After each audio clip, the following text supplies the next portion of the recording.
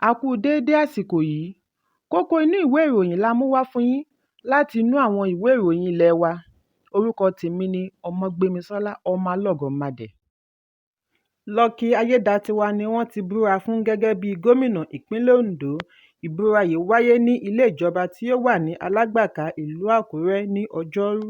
Ìgbésẹ̀ yìí wáyé lẹ́yìn ikú gómìnà Rotimi Akeredolu lánàá lẹ́ni ọdún 67 67 years ní orílẹ̀-èdè Jámánì.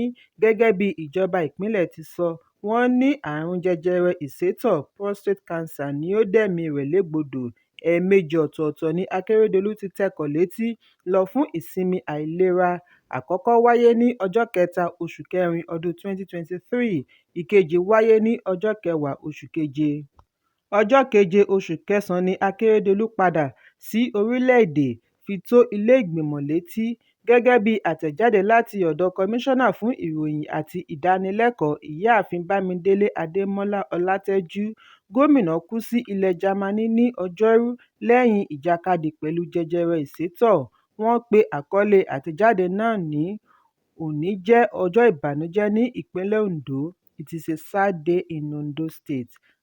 Àtẹ̀jáde náà ṣàlàyé wípé pẹ̀lú ẹ̀dùn ọkàn ni ìjọba ìpínlẹ̀ Ondo fi kéde ìpapòdà àyànfẹ́ arákùnrin Olúwarótìmí Akeredolu. Wọ́n ní pẹ̀lú ìrọ̀rùn ni gómìnà fi jọ̀wọ́ ara rẹ̀ kí ayé pé ó dìgbòóṣe lówùúrọ̀ kùtùkùtù ọjọ́ 27 oṣù kejìlá ọdún 2023. Wọ́n fìdí ẹ̀ múlẹ̀ wípé àwọn ti fi ìwé ránṣẹ́ sí Ààrẹ Bọ́lá Tinubu láti ta á lólobó. Ẹbí àti ìjọba ìpínlẹ̀ Ondo dúpẹ́ lọ́wọ́ Ààrẹ fún àtìlẹ́yìn rẹ̀ nígbà àárẹ̀ gómìnà. Láìpẹ́, wọn yóò kéde ètò ìsìnkú. Kí ó tó di olóògbé, Akeredolu jẹ́ akíkanjú ènìyàn tí ó ní àfọkànsìn fún ará ìpínlẹ̀. Kì í ṣe wípé ó sìn gẹ́gẹ́ bí gómìnà nìkan, ó tún jẹ́ agbẹjọ́rò fún gbogbo ẹkùn gúúsù ìlà oòrùn àti orílẹ̀-èdè. Bákan náà ni Akeredolu jẹ́ ẹni àwòkọ́ṣe. Ju gbogbo rẹ̀ lọ, wọ́n ní àwọn dìrọ̀ mọ́ ìgbé ayé tí ó ní ìtumọ̀ tí Akeredolu gbé gẹ́gẹ́ bí òróró ìtura sínú ọkàn wọn. Ẹ̀kúnrẹ́rẹ́ ìròyìn yìí wà nínú ìwé ìròyìn Punch tó jáde lónìí. Ààrẹ àná Muhammadu Buhari ti fi ìbánikẹ́dùn rẹ̀ hàn lórí ìpapòdà gómìnà ìpínlẹ̀ Ondo Rotimi Akeredolu bí ó ti ṣe àpèjúwe rẹ̀ gẹ́gẹ́ bí afinimọ̀nà nípasẹ̀ òṣèlú àti ìmọ̀ òfin. Buhari ní òun ti pàdánù ọ̀rẹ́ tí ó ṣe iyebíye bí ó ti gbà á ládùúrà kí Ọlọ́run tẹ́ ẹ sáfẹ́fẹ́ rere. Buhari kí ẹbí, ìjọba, ará ìpínlẹ̀ Ondo àti ẹgbẹ́ òṣèlú All Progressives Congress (APC). Bákan náà ni ààrẹ àná fi ìbánikẹ́dùn ránṣẹ́ sí gbogbo ẹbí Nahaba ní ìpínlẹ̀ Kano. Ó ní èyí jẹ́ ìpàdánù ńlá fún orílẹ̀-èdè, kí Allah fi orí jìn ín.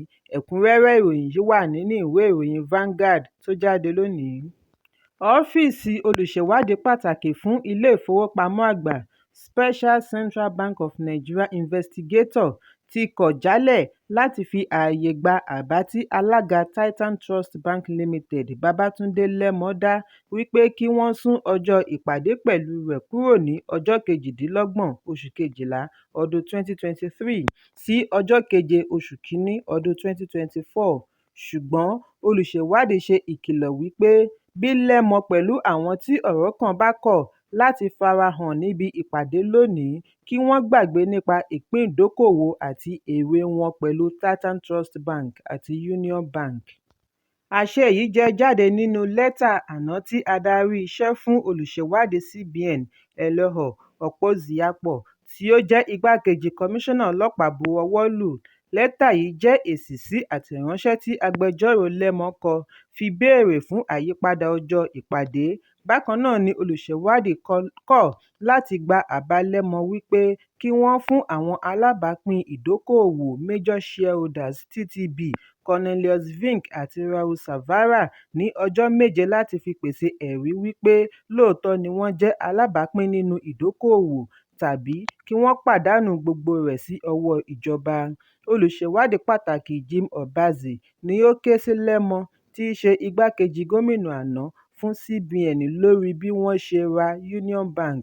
Alága TTB ni wọ́n darí kí ó farahàn lónìí sí ẹ̀ka àjọ ọ̀tẹlẹ̀múyẹ́ Department of Force Intelligence tí ó wà lọ́ọ̀ọ́kán olú iléeṣẹ́ tí ó wà ní ojúnà Shehu Shagari, ìlú Àbújá, níbi tí wọn ó ti tẹ̀ ẹ́ nífun kí ó sọ gbogbo bí wọ́n ṣe ṣe àpàdé àti àludé ríra Union Bank. Bákan náà ni wọ́n ní kí Lẹ́mọ yọjú pẹ̀lú Vink àti Zamfara fún ìpàdé pẹ̀lú ikọ̀ àwọn olùṣèwádìí pàtàkì. Ọbaṣẹ́ ṣàlàyé sínú àbájáde ìwádìí rẹ̀ wípé gómìnà àná fún ilé-ìfowópamọ́ àgbà Godwin Emefiele lo àwọn kan fi ṣe bójúbójú láti fi ṣe ìdásílẹ̀ Titan Trust Bank bí wọ́n ti ra Union Bank pẹ̀lú ọ̀rọ̀ tí wọ́n gba ọ̀nà ẹ̀bùrú kó jọ. Ẹ̀kúnrẹ́rẹ́ ìròyìn yìí wà nínú ìwé ìròyìn Punch tó jáde lónìí. Ìgbìmọ̀ alámòójútó alága fún ìjọba ìbílẹ̀ Bokkos ìpínlẹ̀ Plateau sọ lánàá wípé 148 ènìyàn ni wọ́n ṣekú pa níbi ìkọlù tí ó wáyé ní àṣálẹ́ mọ́júmọ́ ọjọ́ Kérésì.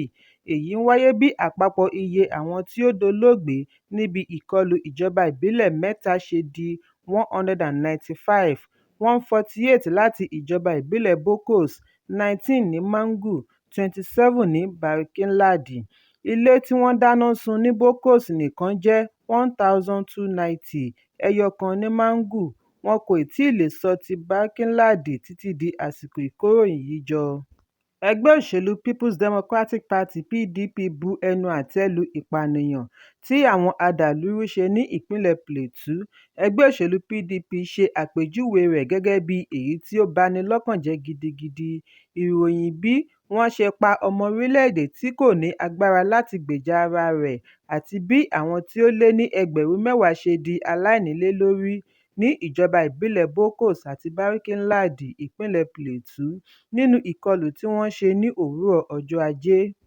Ṣùgbọ́n Sultan ti Sokoto ti ké sí ìjọba ní gbogbo ìpele láti dìde sí iṣẹ́ wọn lórí ṣíṣe ìdáàbòbò ẹ̀mí àti dúkìá ará ìlú.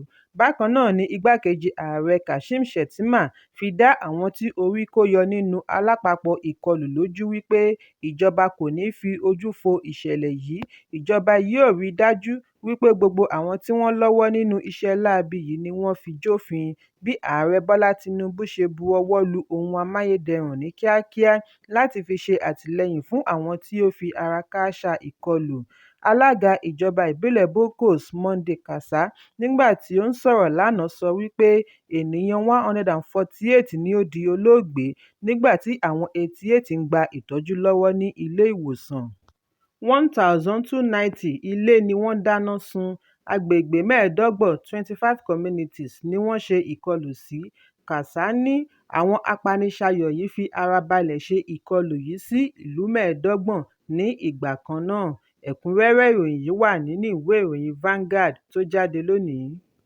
Igbe ẹkún sọ lánàá níbi ìsìnkú agbẹnusọ àná fún ilé-ìgbìmọ̀ aṣojú-ṣòfin Gali Nahaba tí ó jáde láyé lẹ́ni ọdún 95 (65 years) lẹ́yìn àìsàn ọlọ́jọ́ pípẹ́ ní ilé-ìwòsàn ìlú Àbújá.